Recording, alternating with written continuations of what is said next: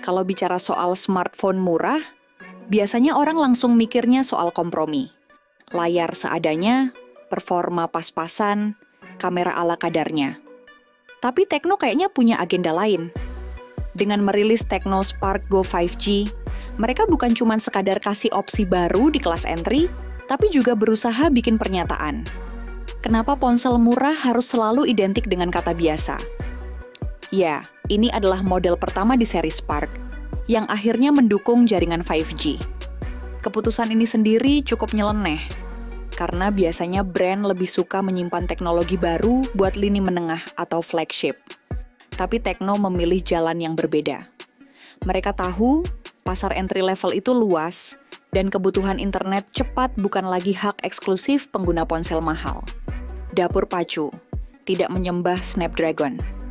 Alih-alih ikutan tren mainstream yang serba Snapdragon, Tecno justru mempercayakan performa Spark Go 5G pada MediaTek Dimensity 6400. Chipset ini memang bukan monster benchmark, tapi cukup bertenaga buat kebutuhan harian dan sedikit lebih. Kalau sekadar streaming, gaming ringan, atau multitasking standar, perangkat ini bisa berdiri dengan percaya diri. Untuk menopang kinerja, tersedia RAM 4GB dengan storage 128GB. Kapasitas ini masih bisa diperluas pakai microSD, yang artinya Tecno tetap mempertahankan fleksibilitas. Dan menariknya, mereka juga berani menjanjikan ketahanan performa hingga 5 tahun. Klaim yang agak berani, apalagi di segmen ponsel murah yang biasanya jadi korban cepat usang. Layar, lebih baik dari yang kita duga. Jujur, bagian layar ini rada bikin kaget. Panel IPS 6,74 inci dengan resolusi HD+, mungkin kedengarannya standar. Tapi Tecno kasih sentuhan ekstra berupa refresh rate 120 Hz. Ini langkah yang tidak banyak dilakukan brand lain di kelas bawah. Di bagian atas layar ada punch hole yang menampung kamera selfie 5 megapiksel.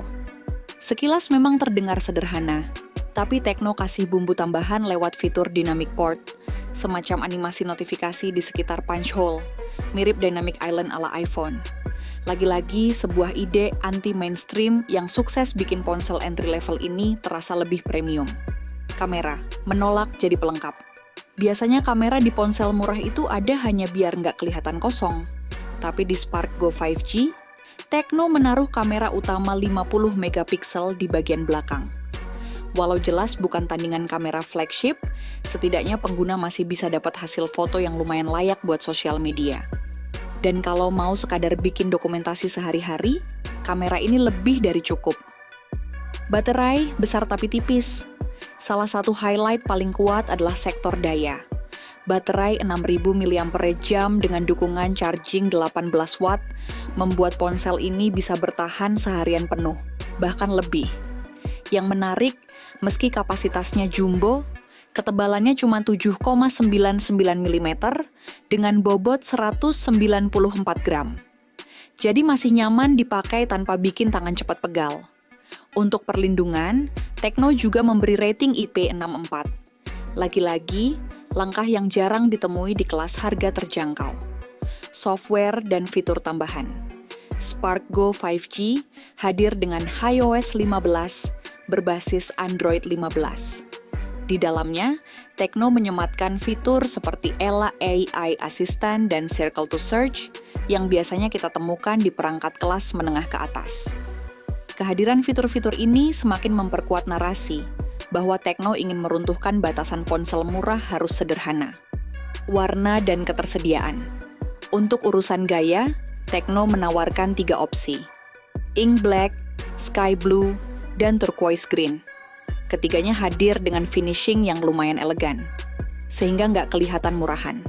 Saat ini, Spark Go 5G baru dijual di India mulai 21 Agustus 2025.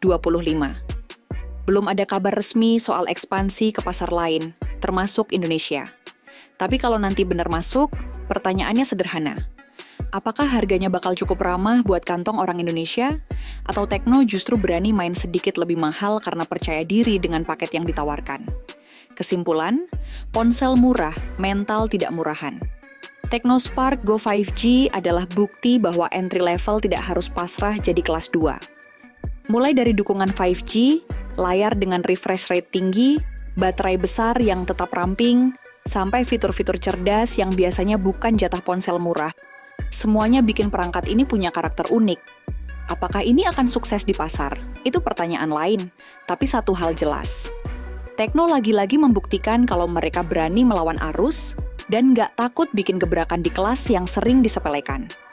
Dan mungkin inilah strategi anti-mainstream yang justru bisa jadi kunci buat merebut hati pengguna.